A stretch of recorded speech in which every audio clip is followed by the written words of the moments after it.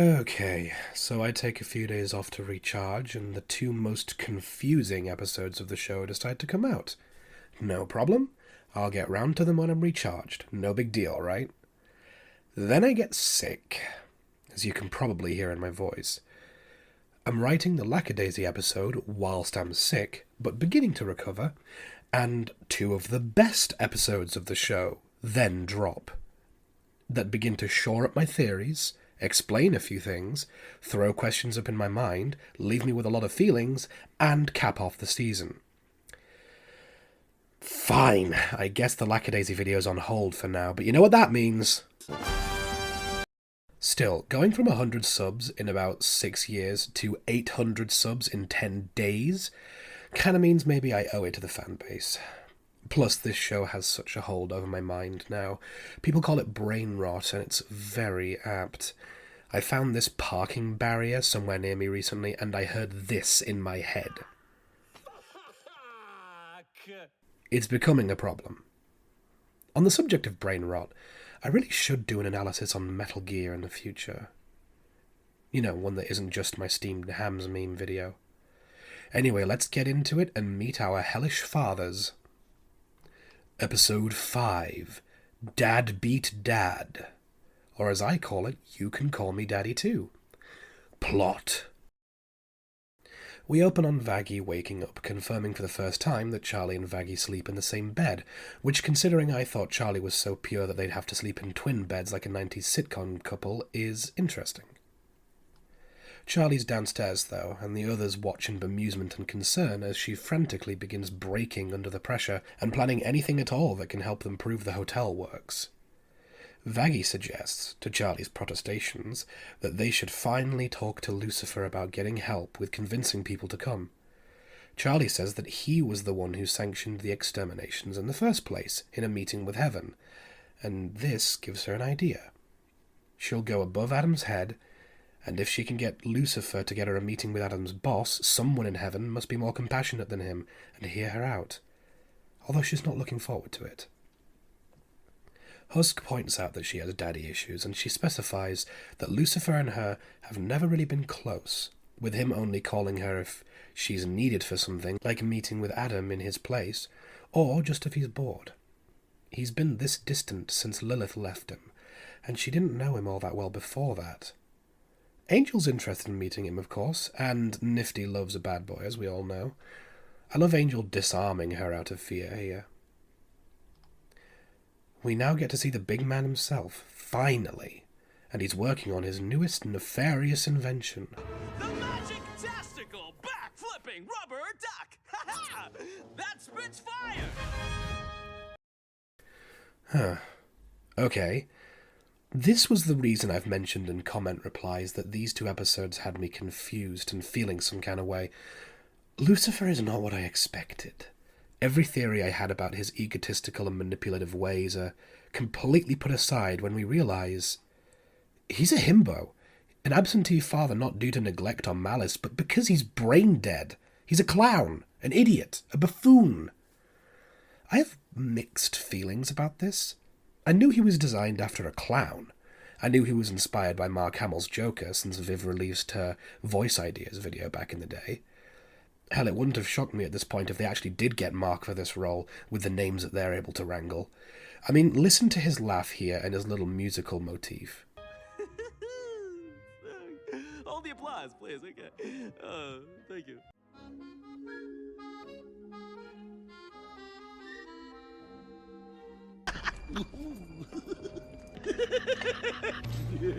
Big Joker vibes. I expected him to be a scary clown more than a goofball, and he can do intimidation to a small degree, but he's not the king of hell because he fought off pretenders for the crown. He's the king of hell because he was the first one here. He's not even a demon. We see later in this episode and in the season finale that he's still, after all this time, more of an angel than a demon. He seems to suffer from random mood swings. He entertains himself with making new and bizarre types of rubber ducks, toys, puppets, and other fancies, only to kick them aside moments later when he realizes how stupid it all is, and we see his anguish as he accidentally kicks this duck into a picture of his family. He misses them? Also, Charlie had an emo phase. Nice. Then Charlie calls him and he fumbles for a long second, marveling that she's calling him, and trying to think up a reasonable way to begin the conversation and make a good first impression. Didn't Charlie just say that he never called her? But he's saying she never calls him. Obviously there are some crossed wires here, but all these questions really threw me the first time I saw this. Eventually Lucy settles on this. Hey, bitch! Charlie greets him awkwardly, and he asks her where she is these days. Charlie tells him that she's mentioned it a lot to him and he keeps forgetting. When he called her about Adam in episode 1, she mentioned it then. Lucifer excuses himself by saying that he was busy, but... What? Lucifer missed their commercial. Well, I mean, everyone in hell did, but does he even have a TV? He tries to sound enthusiastic about the hotel that she's running. Either he thinks it's a normal hotel in hell, a sex hotel, or he's remembering her plan and beginning to remember why he forgot. She says she needs to ask a favour, and he suddenly becomes less frantic and comedic. She lays out her request, and he vehemently denies her. Oh, no. No. No, Charlie, no. That's, no. She says she never asks for much, and that she's in dire straits right now. Here we see Angel, happy to be considered important to Charlie, in a very touching look. Lucifer really has lost all of his persona, and he's very unsure and anxious. Charlie tries to convince him by offering that he should come down and see what they're doing at the hotel. Then he'll see just how it's working and what's so important about it. There's this moment where he anxiously looks over at his picture again, scared at the mention of heaven. It's only once his fear has subsided that he realizes that she's asking him to come and see her. He agrees in that moment, regardless of the excuse, just happy for the trip to see his daughter again, and shouts into the abyss about how his depression isn't right about him. She really does care. What is going on? This relationship is so different in comparison to anything I expected that it really had me on my back for the whole episode until I saw episode 8 and re-watched this one 2 more times in one day. It's taken a lot of thinking to figure out their dynamic, but believe it or not, I don't think I can talk about it until I get to the greater lore implications. Just for now, we realize Lucifer actually does care about his daughter. I can accept that he's an airhead who doesn't have the communication skills to talk to his daughter and realize that they had some miscommunication and a lack of any connection. Maybe that disconnect fostered her dislike of him, but what did this line in the pilot mean? I think Dad was right about me. That's not the line that comes from a girl who's been the victim of an unhappy circumstance. That's abuse. Did he say something offhand and not realize how it would hurt her? Maybe? Did someone else tell her he said something and that person lied? Could be. I have my theories as to who. Did they completely retcon his personality? It seems this series has a thing for taking these characters and throwing out your expectations of them. Vox is insecure, Val is whiny, and Lucifer is a lovable oaf. I'll get into this more later in the episode, but this feels like the episode that Viv specifically wrote to get at the fans, and not in a kind way. The fanbase is rather rabid, and I can see being annoyed at them, justifiably, for telling you how your characters should be.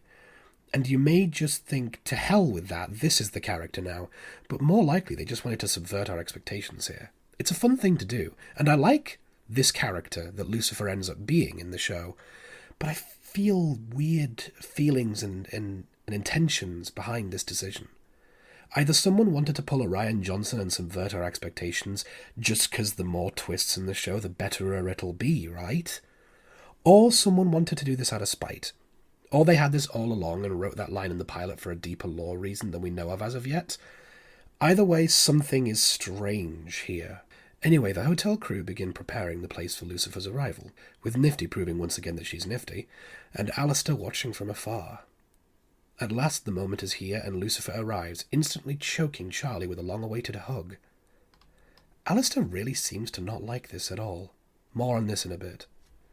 Lucifer pets Charlie's cat/key, apparently called Kiki, and then plays with Razzle and Dazzle, asking them if they're looking after Charlie and threatening them if they don't comply. Neither of the goats have any reaction to this. It reads to me that he really is only joking here, just in a very intense way. Like, I find it hard to believe he's the king of hell. He does do intimidation well, but I think I get why most people in hell treat the family as a joke. This is probably why Val was so smug in the face of Charlie charging him in the last episode. Lucifer tries to be polite about the state of the hotel. This is probably where Charlie gets her gentle touch from. He freaks out about the neon green look of the bar, to which Alistair finally chips in to say that it's his handiwork. Alistair also brings up something fun. Lucifer is tiny. Like, he's smaller than Charlie. He must be around like 5 foot. Like, flat 5 foot. Angel uses the name Short King later in the episode, and a lot of people agree when they see Lucifer's demeanour in the later song. Yes, he is a short king. Lucifer really isn't keen on Al for some reason, and asks if he's the bellboy. Alistair tries to remind him by mentioning his radio broadcast, but Lucifer isn't very up-to-date, and he makes a joke about Alistair belonging in a place that Charlie named the Hazbin Hotel. But Alistair rebuts by saying that it was him that named it that. Lucifer says it's not a very clever name, and we actually see some bile from Alistair here. He's not really the type to swear. This line in episode 2 is barely swearing and more refined than a flat-out F-word. This means a lot coming from him. Don't worry, they'll wear it out by episode 8. I'm about to end your fucking life. What just happened? Charlie breaks them up and tries to continue the tour, and we can see Lucifer really enjoying watching his daughter be so enthusiastic about something. Before she mentioned Alistair, and then his mood drops immediately. She credits Alistair for getting the place running. Alistair purposefully gets touchy with her, just to spite Lucifer. Lucifer decides to ask Charlie to introduce him to literally anyone but Alistair. This dynamic between him and Alistair is very strange. We'll talk more about it in theory time. Charlie brings out Vaggie, and Lucifer does his best find anything to relate with introvert socialization strategy by realizing that Charlie and Vaggie aren't straight, so they have something in common with him. He also likes girls. In his haste to relate with his daughter and her girlfriend, his brain only half picks up her name and he calls her Maggie. Vaggie doesn't really mind, though. Penchus is next, saluting the king but falling over into the cookies, and Angel flirtatiously greets his short king. Husk is the only normal one of the bunch here, and Nifty is still nifty.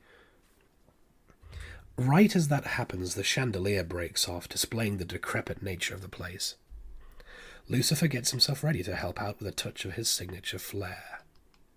Side note, but it seems like Alistair is genuinely worried or annoyed at this situation, and the side-eye that he gives Lucifer here is very interesting.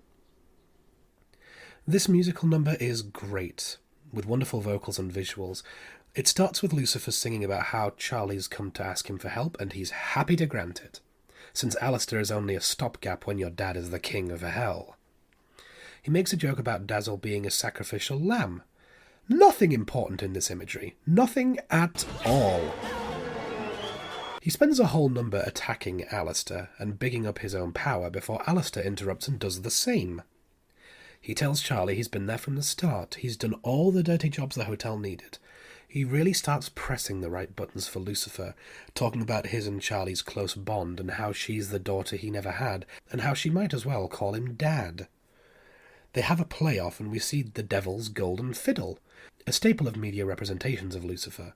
The devil went down to Georgia especially, though the robot devil is still one of my favourites to take this trope. You win back Bender's soul, as well as a solid gold fiddle. What happens if we lose? You will only win a smaller silver fiddle. The tempo begins speeding up here as Alistair says to take the path of least resistance since he's already there. Lucifer harps, if you'll forgive the pun, on his angelic origins. He also says that he's her dad and that should count. Alistair says that sometimes families fail you, and you have to find your own family. Faster and faster we go as they just flat out begin going at each other's throats before being interrupted. Are you attacking me? Yes, This is my biggest gripe about the episode, Mimsy. She's not a bad character, really. Her VA's great. She's also one of those shelved characters the fanbase has been waiting for since her cameo in the pilot. But considering that she is a shelved character design that the fanbase goes crazy for, and she's finally getting her big moment, and her first lines are about I know you were waiting for me. And Took a while, but I'm present at last. you can see why I feel this isn't exactly subtle. I understand that the characters aside from Alistair don't know who she is, and she's egotistical enough to assume that they've all heard of her, but it feels more like this segment is talking to us. Hey, Hazbin fans, it's your favourite shelved character from half a decade ago, Mimsy. We know how much you love her. Stay tuned, Baxter may be just around the corner. You know what I mean? It feels kind of insulting.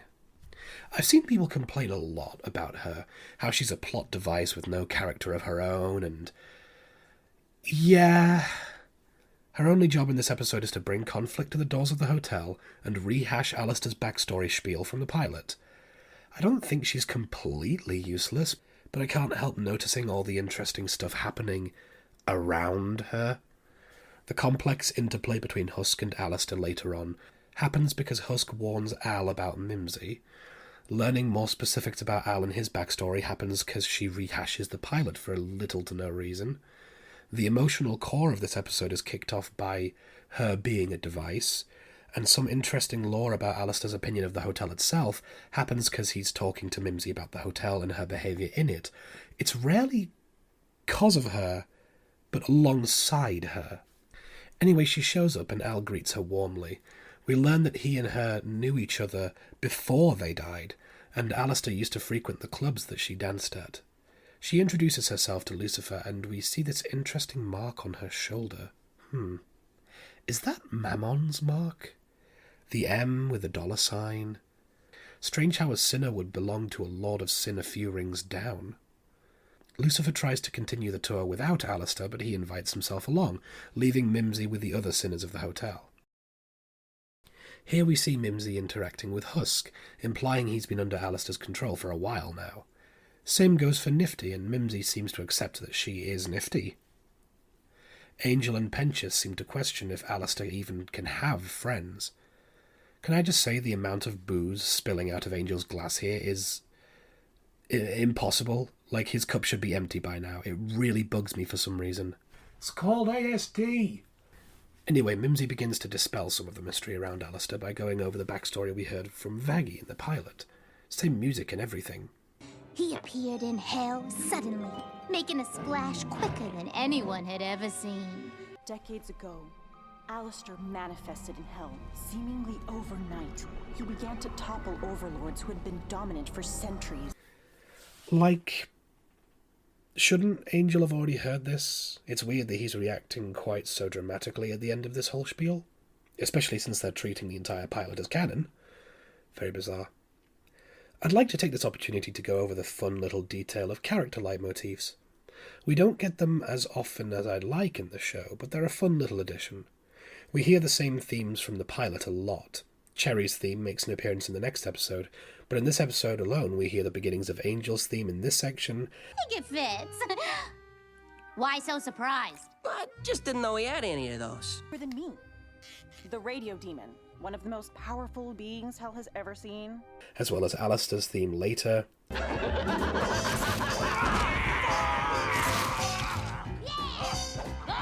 will devour each and every one of you!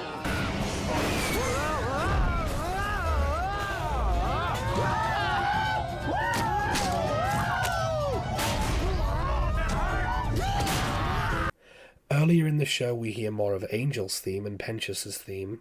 If you're filming a commercial, can I suggest you take better advantage of the talented celebrity you have right here? An orphan with no arms or legs. With progeria. Great. Now I'm bummed thinking about it. Come and face it. There you are. Face my wrath. Who are you? Who am I? A wise decision. The power of my machines are unmatched. No other demon can compare to the likes of I. But I've yet to hear a consistent leitmotif for any of the characters who didn't appear in the pilot, like Lucifer, for example. I suppose Mimsy has a theme, but we haven't seen her enough to know if it's a consistent musical through line. Oh, how nice! So you two know each other? Oh yeah, we go way back. Ran in the same circles when we were alive. You know, this one used to frequent the club where I used to perform. We hear a few fun little details that we never heard in the pilot in this new and improved backstory. Namely that Alistair's radio show broadcasts the screams of missing overlords, specifically, not just random demons he kidnaps. We see a lot of previous overlords that are no longer in power and assumed to be in the constant torture of Alistair, if not dead. One of these overlords even looks like a Von Eldritch family member, if not a generic aquatic-themed demon. Mimsy closes her backstory diatribe by making a joke that all you need is jazz and whiskey to make Alistair agreeable. Honestly, with how the show has been handling its powerful overlords, I'll believe he's a kitten if he ever gets drunk. Mimsy goes to accost Husk again, but he's gone. We see in the next scene that he's gone to chase after Alistair to talk to him about Mimsy, but in this scene where Charlie's explaining the hotel to Lucifer, his expression really reads to me like he knows what is going on, doesn't need the explanation, and is already not thrilled about the idea, and this is probably why he's been forgetting all this time. Either way, Husk tells Alistair that Mimsy is trouble whenever she comes around. It's interesting how Al doesn't start this conversation with the effects on. Hey, haven't been working as fast as I hoped, but I'm thinking that Can I have a with a word? little rethinking, we can really get it going. What is it? They only come back in when he's performatively shrugging off Husk's concern. That bitch is trouble. And who knows what kind of demon she fucked with to come running to you this time. It's nothing I can't handle. Don't worry, Husker. Husk warns him that people might be more willing to mess with the radio demon now that he's been away for 7 years. No one knows why he left, and they may come sniffing around for weaknesses. Alistair says that they don't need to know why he left, and this kind of implies that Husk knows. He gets very touchy-feely with Husk here, which we know he hates, and he also hates being referred to as a cat, so being called Alistair's pet is enough for him to make the wrong move. Biting back. Big talk for someone who's also on a leash. What did you say? He revealed some very important information there, and we'll get into it in the lore section, but Alistair isn't having any of it. He begins threatening Husk, and we see he even starts to tremble at the idea of becoming one of the voices on Alistair's show, eventually submitting to Alistair. We cut to Charlie, Vaggie, and Lucifer finishing up their tour. The line Vaggie says here makes me think that Angel isn't using anymore, but is also not willing to tell them where to find his stashes, or there are so many that he can't remember even while helping them. Either way, it shows improvement. Charlie looking to Vaggie while asking Lucifer his opinion really sells their relationship here, but it's clear that Charlie isn't exactly holding out a lot of hope. Lucifer's not fully listening as he comments on his opinion on the condition of the hotel, not the idea of it. That, or he's dodging the question. His response when Charlie clarifies implies that it's the latter. Lucifer finally drops his persona for a moment to tell Charlie that the sinners can't be expected to get much better, and that they can't be expected to remain good people in heaven. He says that they have some strict rules up there and they aren't exactly as open-minded as she is. We know that they didn't take his ideas very well, and we see Vaggie looking away at this comment. Why? Well, we gotta wait until next episode for that reveal. It's interesting how he goes back to his persona when he's talking about his experience in heaven, but still remains the most grounded we've seen him, like he's covering his own feelings while still being honest with his daughter. Charlie counters that she has to try her best to save her people, but Lucifer says their people suck. In the divine plan they were granted free will, and they still ended up down here. He has a strange moment here and almost seems like he's coming around from a panic attack. They got gifted free will, and look what they did with it. Everything's terrible. Awful. They got gifted free will, and look what they did with it. Everything's terrible. I just don't want you to put yourself on the line for people like that. Who needs a busboy now that you got the chef? Michelin tasting menu free, As he's about to come round to the point of sparing Charlie a bad decision, the hotel shakes as the demons that Mimsy got in trouble with begin breaking down the door. Mimsy rattles off a list of things that she did to annoy the loan sharks very clever. As they begin firebombing the hotel, Lucifer gloats about being right about putting your neck on the line for sinners. This is the only time we ever really see him act any kind of egotistical, and it's about him being right about something he's traumatized about. Vaggy's about to go out and confront the sharks, but Alistair sees it as a perfect opportunity to put his name back to the board and show everyone why they don't mess with him. This little facial animation from him here really scratches my brain for some reason. He warns them about their folly before going to town on them. Lucifer uses Alistair's terror as more evidence that sinners can't be trusted. I think here he lets his egotism get in the way a little bit, finally having a chance to rail against Alistair specifically. Charlie actually snaps at her dad here, saying that Alistair's methods are brutal, but he's protecting them, and that he believes in her, but her own dad won't, and we see this genuinely wounds Lucy. Of course, the hotel residents are enjoying the drama. Mimsy goes out to talk up Alistair, but interestingly, he's dropped the act. He calls her out, telling her that she'd be welcome at the hotel if she genuinely wants to improve, but that she's not likely to, and that she's not welcome here if she's going to cause trouble. His comment about how she is welcome if she wants to follow the hotel's rules is interesting. The hotel has really seemed like nothing but a joke to him for the whole season and pilot, but now he's fighting for the hotel's mission with one of his friends, no less. In fact, he kind of burns this bridge for the sake of the hotel. This is a really odd choice for him. More on this during the lore segment. Of course, Husk enjoys watching Mimsy getting taken down a peg. Charlie just flat out asks Lucifer if he's going to help her or not, and he says that he can't. He seems really anxious and closed off here, as if what he's been holding back is really being prodded at by her comments. He finally blows up at her when she asks why he can't, finally being honest with her and telling her that he wasn't listened to and heaven isn't going to listen to her. He's wheezing the whole time, and it's as if he's finding it hard to breathe. Charlie, you don't understand. Heaven never listens. They didn't listen to me. They won't listen to you. He goes into a song about how he's tried all this once before, and heaven not only reprimanded him, but they took away his home, and now he's terrified of losing his family or seeing his daughter get punished as hard as he was when he stood against heaven.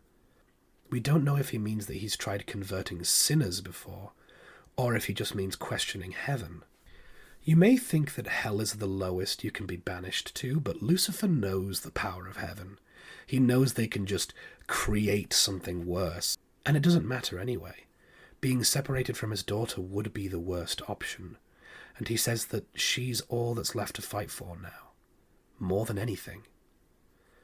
This is an odd sentiment, considering that he's been absent for 7 years, and that he's had one day to realise what he's missing out on. This realisation could have been better displayed, because all we saw was a goofy musical number which was more focused around the comedy angle of "your daughter calls me daddy now," and this one little look earlier in the episode, but this song is still beautiful. It seems that this song is Lucifer's new mission statement. Here we see Charlie's verse, talking about her side of things, how she never really knew him growing up, but the snapshots that she did see put her in awe. The beautiful stories he told of his paradise lost, the images he conjured up in her, and the times they shared stuck with her. And here we see Lilith, but only a strange, half-remembered shadow form of her. She's faceless, and her hair is shaded. Strangely, all the pictures of her and the eventual peak that we do see of her in the finale show that she's got totally blonde hair, so this darkness is an odd choice. She carries Charlie away from Lucifer, and he seems downtrodden about it. Charlie actually entered the room as if she wasn't supposed to, and Lucifer seems kind of shocked when she came in, before pulling her up to show her something fun. Is Lilith the abusive parent? Is she the one who told Charlie that Lucifer said something mean? Did she keep them separate? Why did she leave, and is this status quo why Lucy and Charlie never interacted after she was gone? This shadowy form of her doesn't read like Charlie can't remember what she looks like, not to mention she's got pictures of her everywhere. It reads more like she doesn't want to, like she's the problem in this scenario. The filmic language being used when Charlie is taken away is the sort of thing you'd see in a film where a child is being torn away from their loving parent. Everything reads like she was the problem in their life, not Lucifer as we've always assumed. Also, is this gem that Lucifer uses here also the same kind of gem that Stolas has in his music video? Anyway, Charlie says her most pressing motivation anymore is the hotel and its mission, and Lucifer seems to be touched by this. Mostly that he's finally learning who his daughter has grown into. Charlie also loves the fact that they're able to talk face to face. Specifically, they both sing about not being pulled apart again. Oh my god, Lilith was the bad influence, wasn't she? They finish up the song with Lucifer pledging to support her endeavours from here on, and Charlie and he share a moment of tenderness, affirming they've always been a part of each other's lives, and now they need to act like it. I love how Angel actually seems really touched by all this, and we know Penches is a sweetheart too. Lucifer says that he can get Charlie her meeting, but he doesn't think he can help any more than that, since he's an outcast from heaven. The magic he uses here is very strange as well.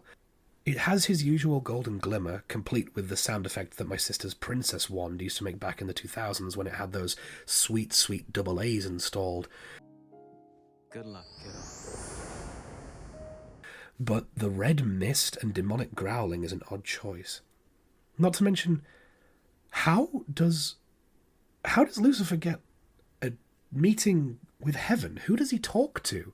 How does he have contact with heaven at all anymore? How does his word hold any sway, except from as a threat? It's a very bizarre thing. Vaggie comes in to say that heaven will be scary, but Charlie isn't worried since she's taking Vaggie with her, and Vaggie is not enthused.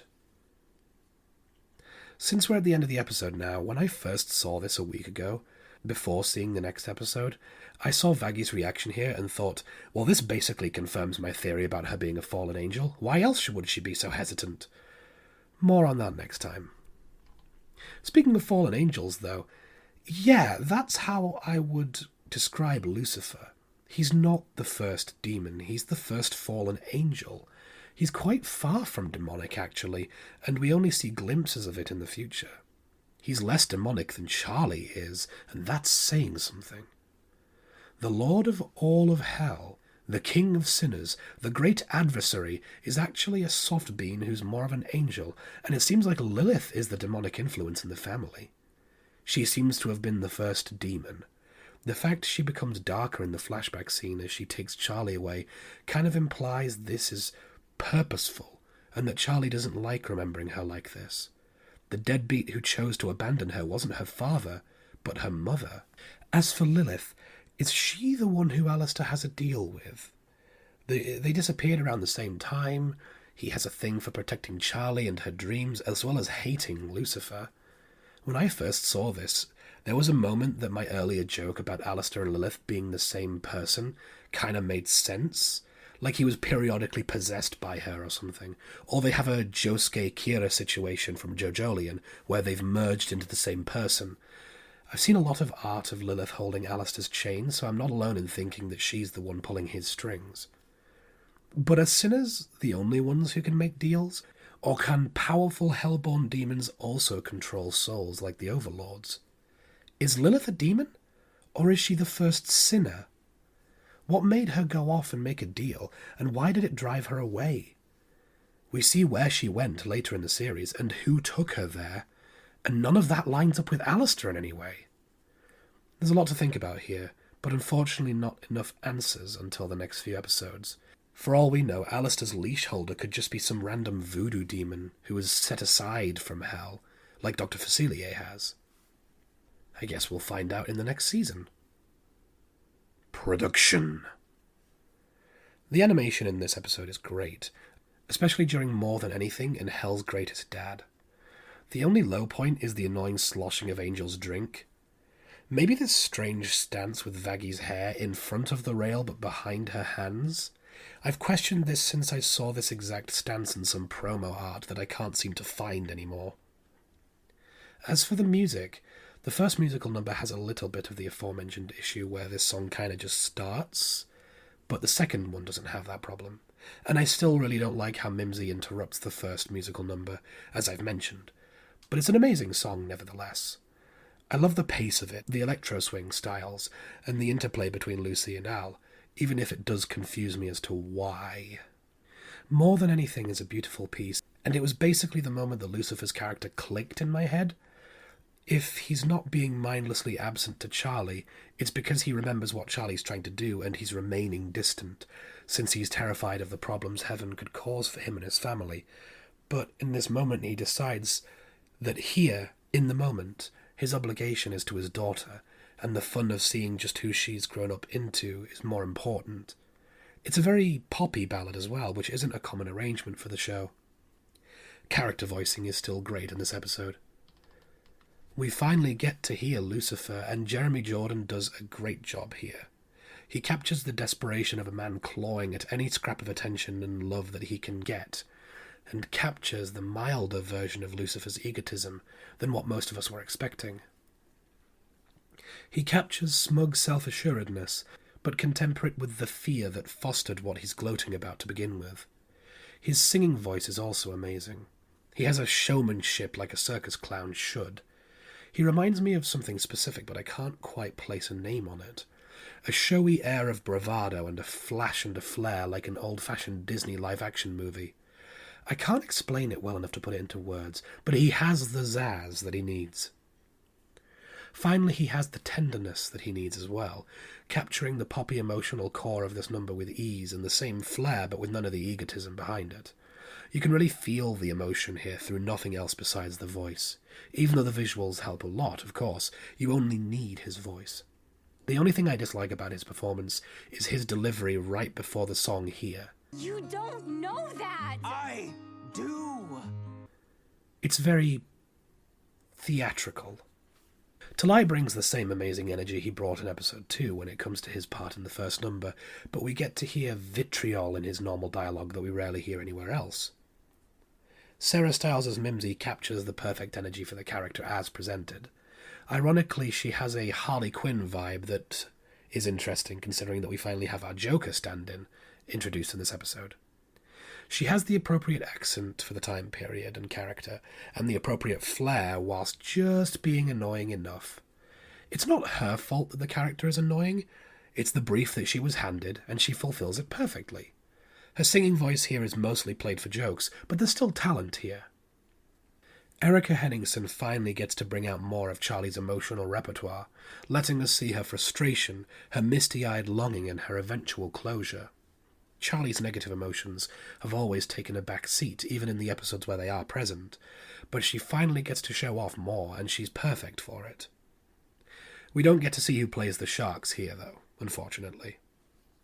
The writing in this episode confused the hell out of me when I first saw it, but I get it. They wanted to subvert our expectations, and they did it successfully, but it took the whole episode and a repeat viewing or two for me to get it, personally. I still don't like how they handled Mimsy's character introduction, and the rest of her character, really.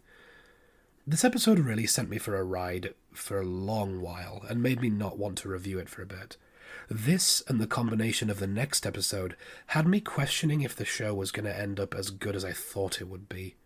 Seriously, that's how much this episode perturbed me. But I'll be honest, it was mostly because the next episode is almost as bad as episode 3. Maybe just as bad. Maybe a little worse in some areas.